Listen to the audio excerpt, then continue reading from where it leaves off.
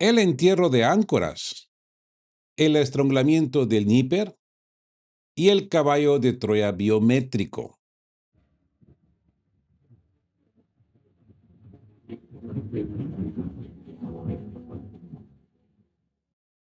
Buen día y bienvenidos a De qué hablan Geo con Rodolfo. Hoy lunes 22 de junio de 2026 pasamos el bisturí clínico directo a una de las jornadas más complejas del subsuelo político y militar. Amigos, ajustemos nuestras frecuencias de recepción y presten máxima atención posible porque hoy iniciamos la semana con un doble hachazo sistémico que sacude las costuras políticas y militares del tablero internacional, confirmando de forma descarnada las proyecciones que veníamos trazando en este búnker, y ya verán ustedes por qué. En el flanco estratégico, el chasis diplomático entre las superpotencias se ha roto de manera irreversible. El asesor de política exterior del Kremlin, Yuri Ushakov, secundado por el canciller Sergei Lavrov, ha enterrado de forma fáctica el espíritu de Anchorage, decretando que Rusia suspende toda expectativa de oficina para concentrarse con rigor clínico en una victoria militar absoluta e inapelable en el arenero. Un cambio de actitud radical que coincide con el hueco táctico en el frente. El inicio del estrangulamiento logístico del río Dnieper mediante impactos quirúrgicos en los cuellos de botella fluviales en Zaporozhia. Pero mientras la geografía de la contienda se acelera, en el corazón atlantista ha colapsado de forma fulminante el número 10 de Downing Street. El primer ministro británico, Keir Starmer, ha anunciado a través de lloreos, de lloriqueos, de lágrimas, oficialmente su dimisión, convirtiéndose en una víctima más de la implacable maldición de Zelensky. Sin embargo, en este búnker no operamos con dejos de frontera ni simulaciones mediáticas. Desnudamos la terca física de los acontecimientos para responder el porqué de esta salida postergada y cómo, bajo el pretexto de seguridad civil, el nuevo chasis que se configura en Londres se prepara para culminar las tareas de control digital total y restricción biométrica de la población. Dicho esto, amigos, iniciamos la perforación informativa de inmediato. El entierro de áncoras y la confesión de Yuri Ushakov. Amigos, pasemos revisión de forma estricta al primer y más determinante eje de nuestra mesa de operaciones en este inicio de semana. El chasis diplomático que unía de forma opaca a los despachos de Moscú y Washington ha sufrido una ruptura material irreversible. Ya lo veníamos diciendo, pero hoy, o mejor dicho, ayer se ha confirmado. La Federación Rusa ha sepultado de manera definitiva el dominado espíritu de áncoras, ese marco de entendimientos preliminares establecidos en Alaska que pretendía regular la intensidad del conflicto. Este giro estratégico no constituye una mera declaración de intenciones, representa un cambio de doctrina fáctico que explica la terca física de los acontecimientos y el avance implacable de las unidades de asalto rusas en las líneas del frente. Y ya más adelante les explico por qué. Así pues, amigos, la confirmación tecnopolítica llegó a través del asesor de la política exterior del Kremlin, Yuri Ushakov, quien en declaraciones exclusivas para la cadena Vesti desclasó un expediente que hasta ahora permanecía bajo reserva. Cito: "Ahora podemos hablar de esto", afirmó el alto funcionario, decretando el fin de las ilusiones negociadoras de oficina. El Kremlin ya no se encuentra en una fase de espera respecto a los compromisos y borradores de entendimiento con Occidente. La directiva actual del Estado es única y monolítica. Se espera la victoria militar y el cumplimiento íntegro de los objetivos estratégicos trazados en el arenero. Ushakov detalló que los acuerdos bilaterales de áncoras implicaban una división de tareas por fases, donde la Federación Rusa ha mantenido un compromiso estricto con su parte del diseño operativo. mientras que la contraparte estadounidense demostró una incapacidad absoluta para cumplir con las directivas acordadas.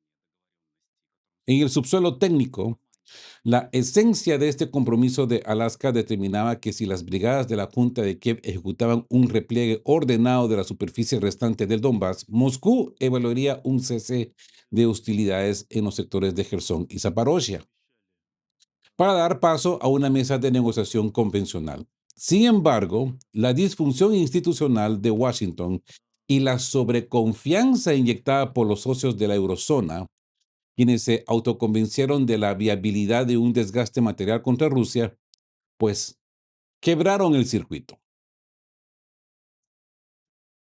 El efecto acumulativo y las 5 razones del Kremlin. Amigos, el diagnóstico forense desglosa que el alto mando ruso disolvió sus últimas expectativas tras la evaluación de los resultados de la reciente cumbre del G7 en Evian. Un evento calificado por Ushakov como de balance puramente negativo. En esos despachos, la administración estadounidense se alineó discretamente con las capitales del United Europe para estructurar la prolongación del conflicto en Ucrania para un horizonte mínimo de un año. ¿Mm? Recurriendo a la intensificación de la presión económica fiduciaria y el empleo de vectores asimétricos sobre la retaguardia rusa para intentar forzar a Moscú a aceptar lo que el subsuelo califica como una paz desvergonzada. La cumbre concluyó el 17 de junio y para los días 20 y 21 de junio, las terminales de toma de decisiones en el Kremlin ya habían archivado la opción de una mediación real por parte del nuevo entorno de Donald Trump. Le dieron los santos óleos al espíritu de áncoras. A este escenario se suma el análisis técnico presentado el 19 de junio por el canciller Sergei Lavrov, cuestión que hablamos acá en esta mesa, ¿verdad? Quien identificó de forma clínica la táctica recurrente del servicio exterior estadounidense, una dinámica orientada a extraer concesiones fácticas y modificaciones de mapas a Rusia sin ofrecer contrapartidas materiales en la balanza.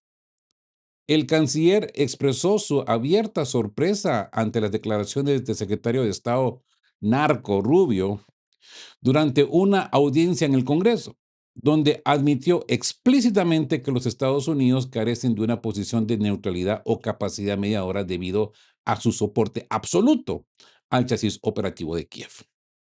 ¿Mm? Quien tenga oídos que oiga, ¿no?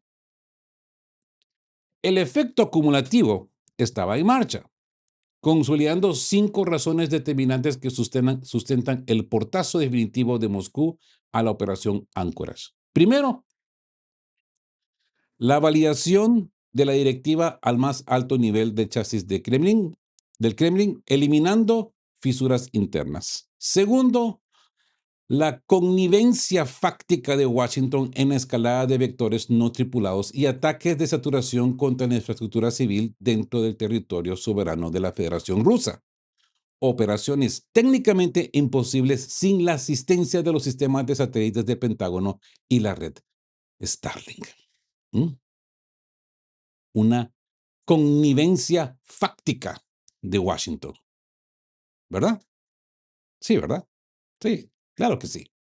Tercero, el ultimátum militar de una semana y las amenazas directas emitidas por la Junta de Kiev contra el chasis aeroespacial y de refinación de Bielorrusia, un miembro de pleno derecho del Estado de la Unión.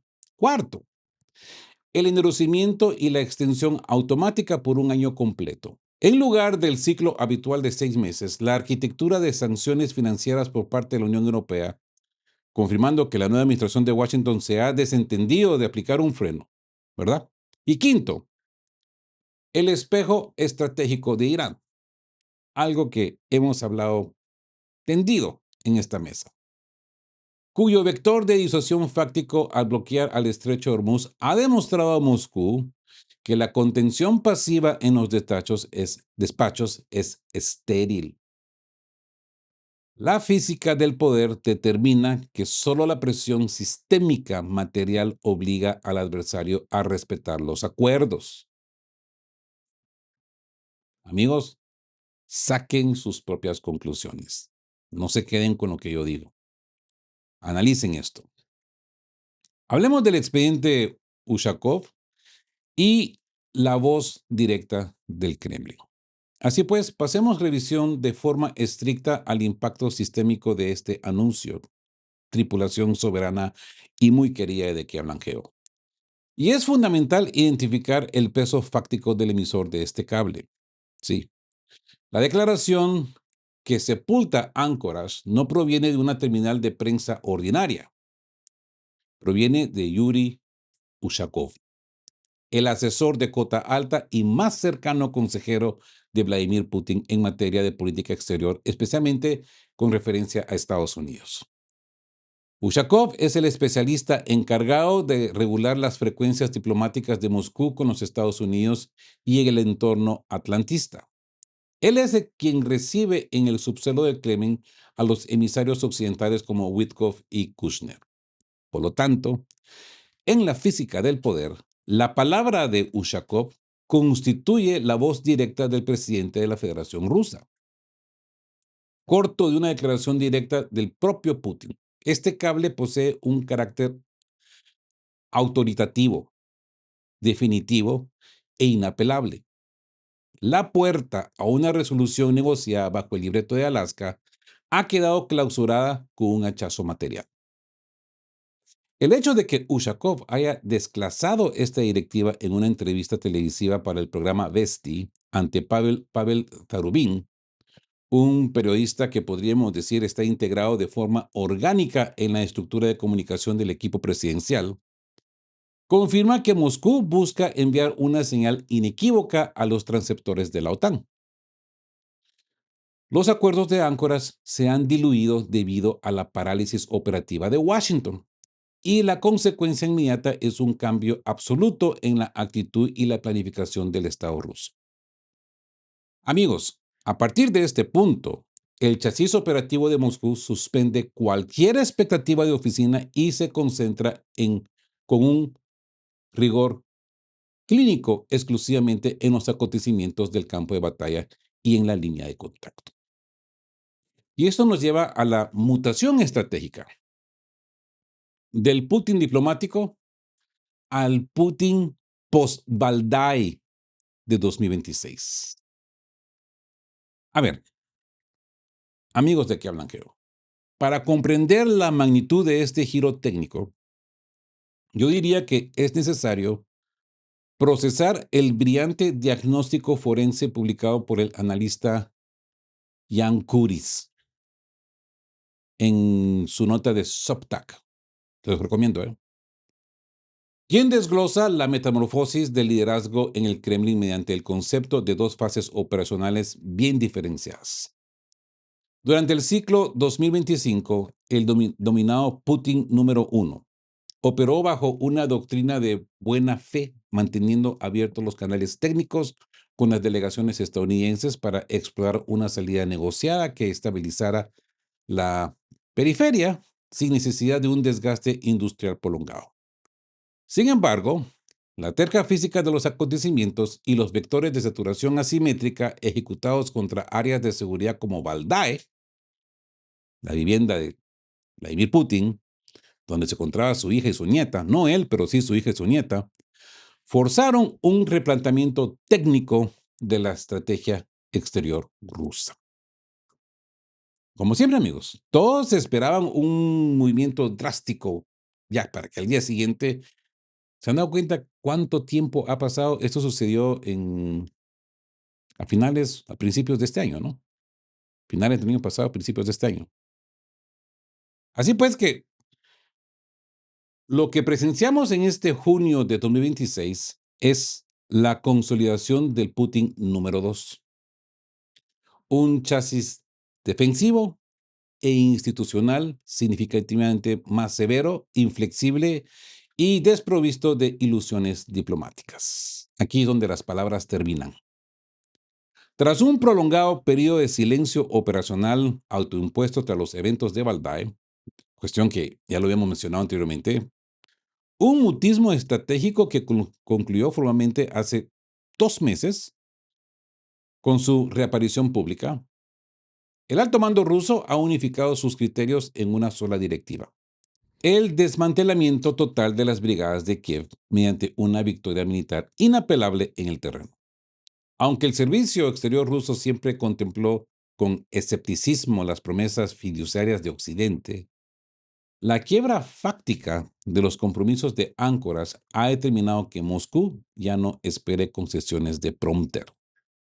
La actitud rusa ha mutado hacia una single-mindedness, o una mente sencilla, una concentración absoluta de sus recursos industriales y militares, dictando que los mapas ya no se negocian en Suiza, Estambul o Alaska, sino que se fijarán bajo la física cruda y el avance constante de sus unidades de asalto en el arenero. ¿Qué opinan, amigos? Es un cambio verdaderamente drástico. Sí. Hablemos de la maniobra de contención de Trump y el autobús perdido de Europa. Pasemos revisión de forma estricta a la tercera capa de este informe forense, tripulación soberana de que hablan Geo. Frente a las tesis que asumen una ruptura radical en el liderazgo ruso, la física del realismo descarnado sugieren que el denominado Putin número 1 de 2025 nunca operó bajo una ingenuidad política. Amigos, el presidente de la Federación Rusa comprendió desde el primer ciclo que las negociaciones de oficina con Washington poseían un alto índice de probabilidad de concluir en una disfunción absoluta. Sin embargo, la resolución de cooperar con las iniciativas iniciales de Donald Trump constituyó una maniobra de contención estratégica calculada. Rechazar de forma tajante las aproximaciones de la Casa Blanca.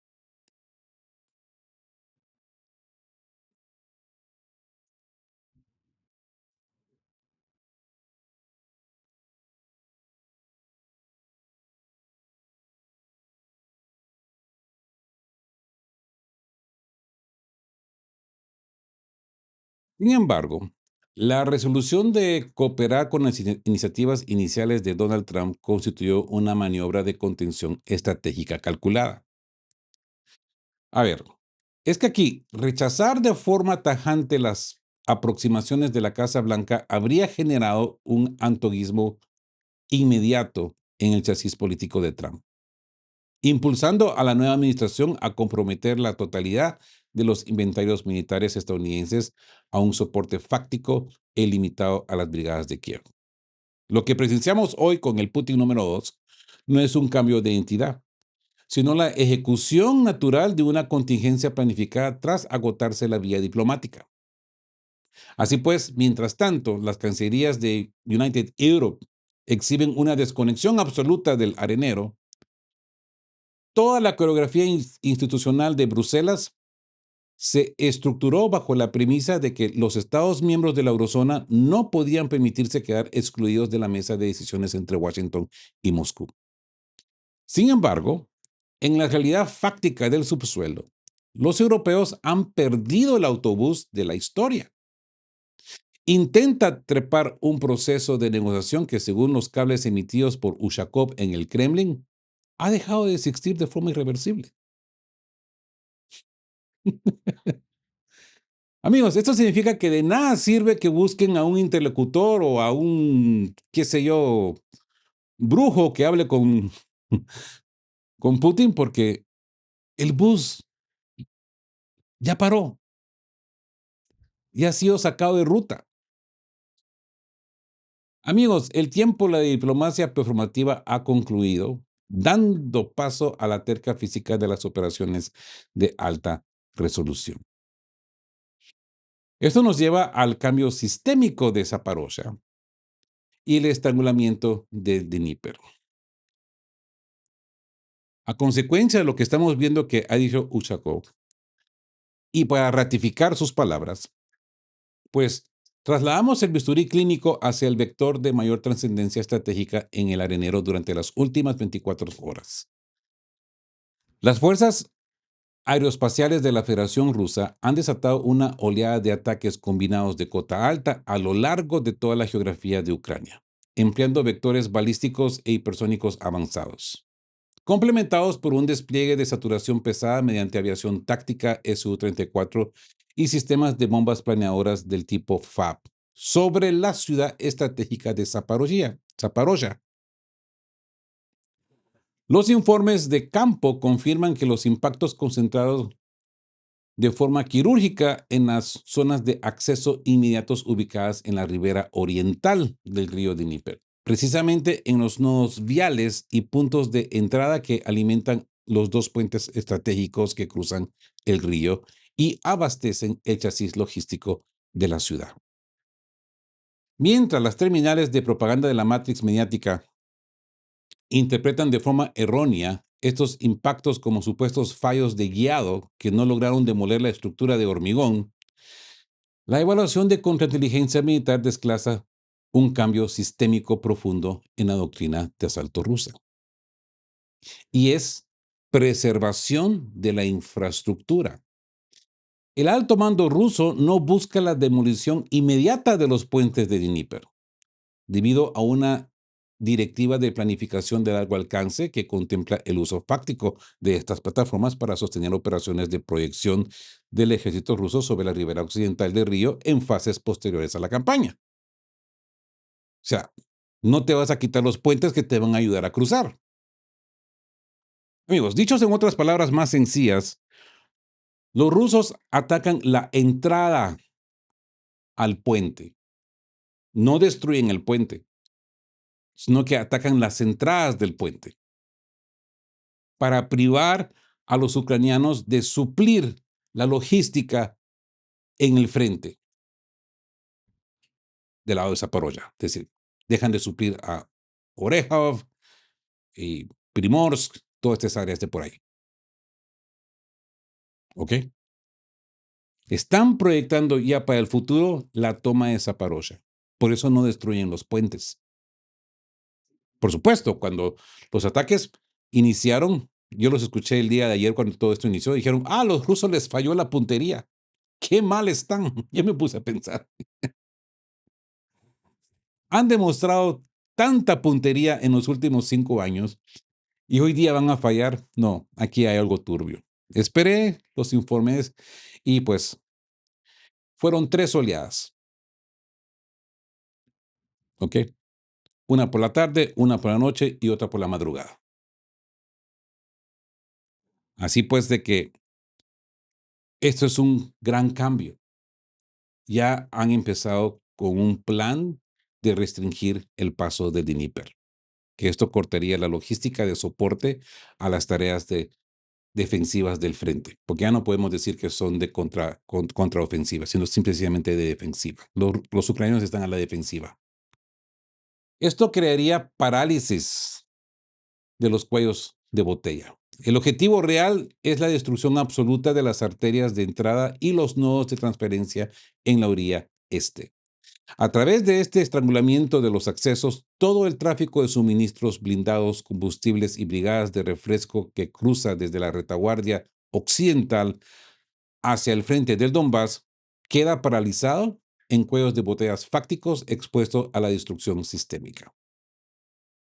Este estrangulamiento en los accesos del Dnieper representa un punto de inflexión definitivo que va a acelerar la quiebra logística y operativa de Ucrania, privando a su línea defensiva de las capacidades materiales indispensables para sostener la resistencia en el frente oriental.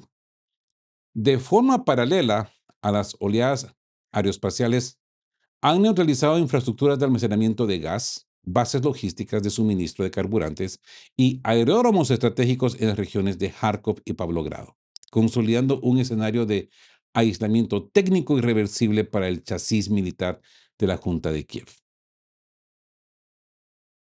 ¿Qué opinan, amigos? Muchos nos preguntábamos, lo miraba en comentario, ¿cuándo los rusos van a empezar a atacar los puentes? Miren, todo va absolutamente coordinado. Y les digo que todo va absolutamente coordinado porque, ¿se acuerdan este artículo cancelado, privado de Lavrov, político?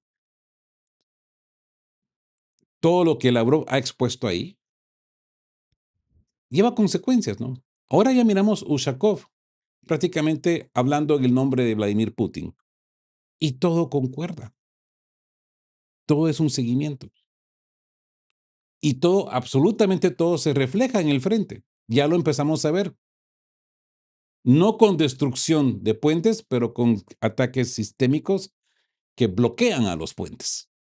Yo diría que es muy inteligente y aún con mucho mayor probabilidades de más éxito en el futuro. Y bueno, pasemos al segundo tema que está tomando revuelo y considero que para el día de hoy, es la noticia central y es la caída de Starmer. Every decision I've taken has been about putting the country I love first. That is why I will resign as leader of the Labour Party. I have spoken to His Majesty the King this morning to inform him of my decision.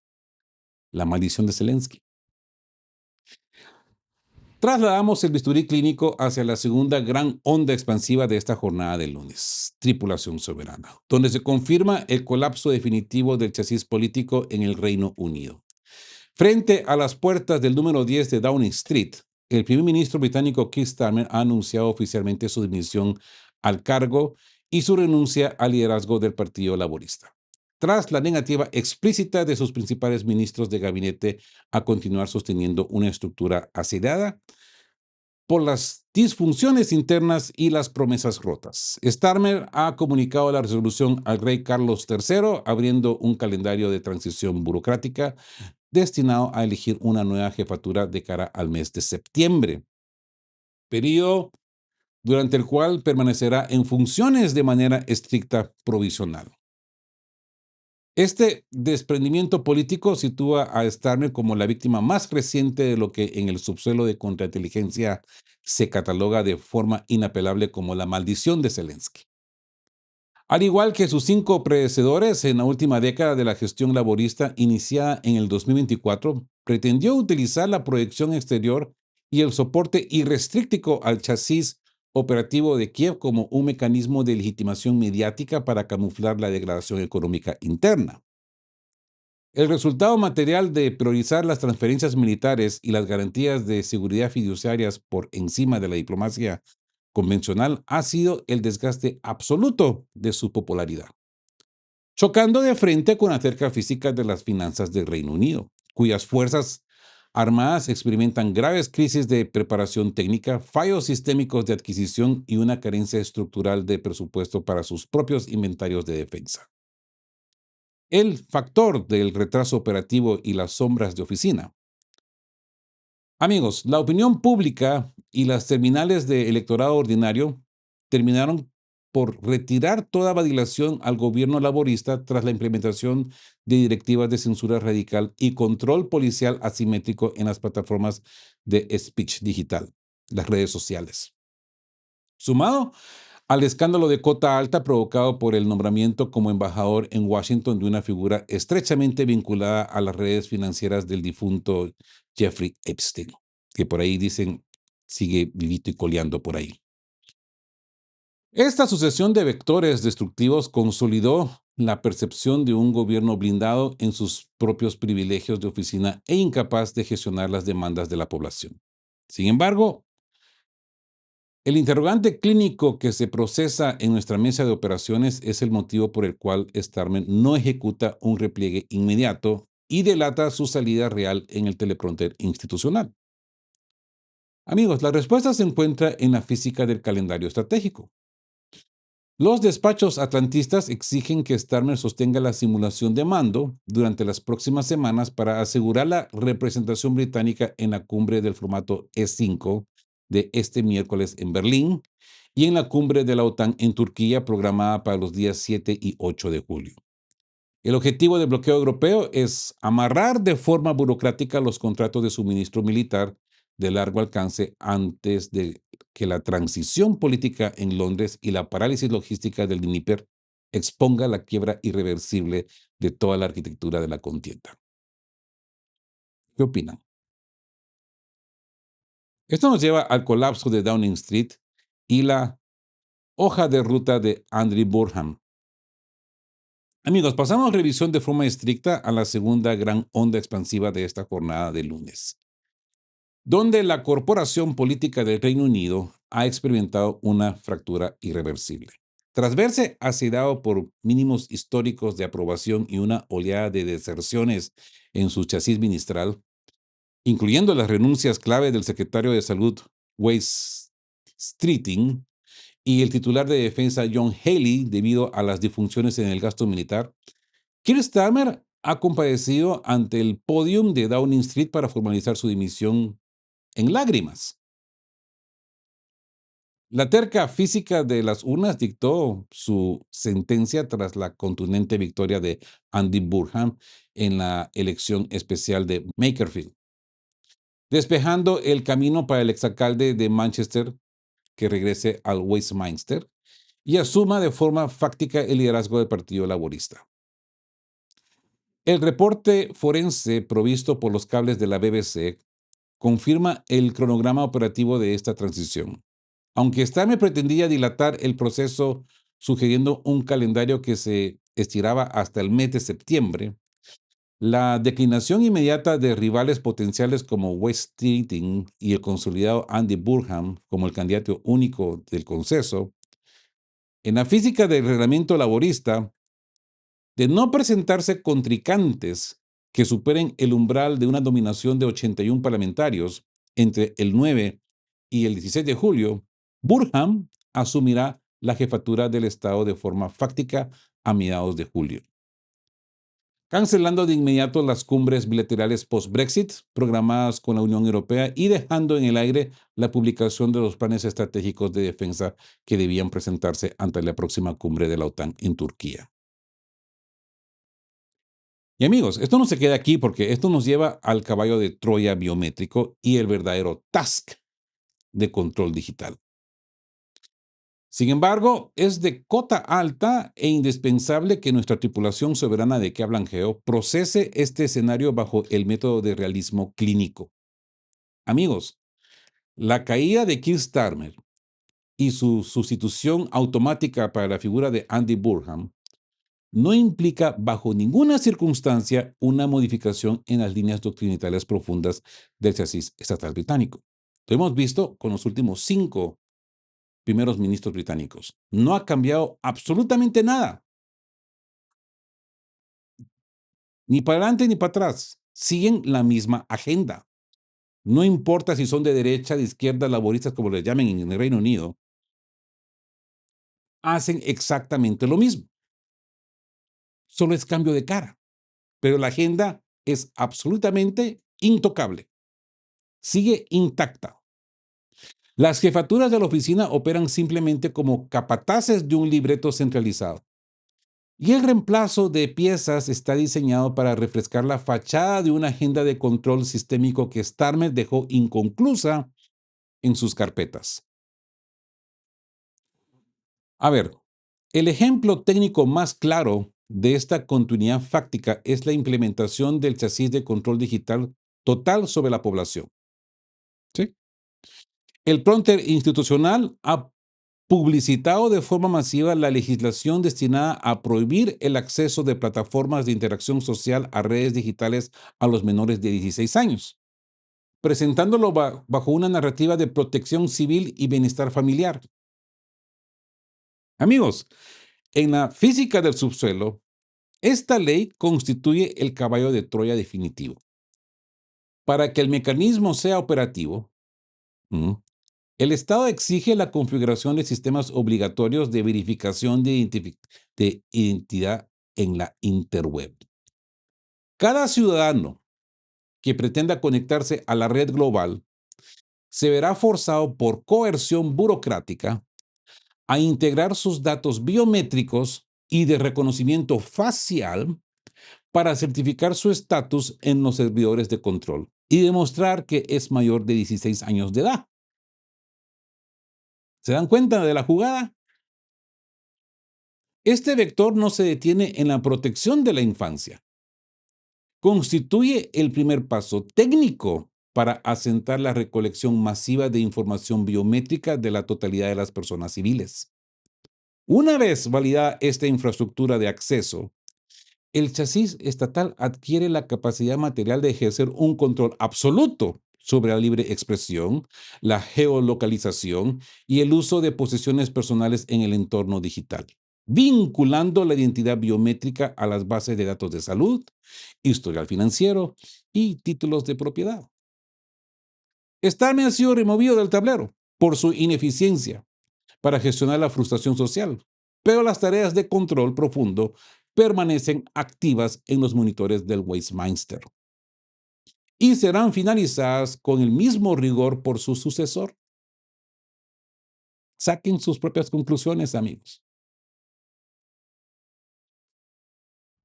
Y tripulación soberana de que hablan Geo, es el dictamen forense e inapelable que nos arroja la mesa de operaciones en este inicio de semana.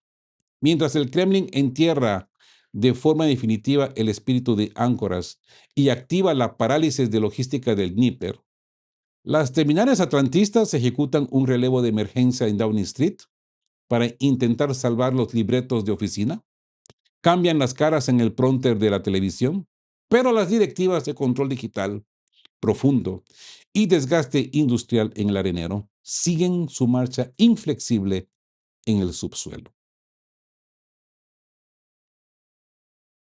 Una vez más, amigos, les pido que apoyen a la tripulación soberana dejando su me gusta, suscribiéndose a las frecuencias oficiales de Que Hablan Geo. Si ya lo han hecho, muy agradecido. Mil gracias. Esto es lo que mantiene a flote, con vida, este canal. Compartan este contraataque informativo con vuestra doble línea de teclados y dejen su dictamen forense abajo en los comentarios. La pregunta es, ¿logrará el ascenso de Andy Burnham estabilizar el chasis político del Reino Unido antes de que la implementación del bloqueo biométrico digital encienda una nueva fase de fricción civil en Occidente? Los leo en comentarios. Amigos, estén juntos, fuertes, siempre buscando por la verdad, y sean justos. Quedamos por hoy. Chao, chao. Queremos recordarles que este espacio tiene un fin estrictamente educativo e informativo, basado en fuentes verificadas para fomentar una comprensión profunda de los hechos relevantes.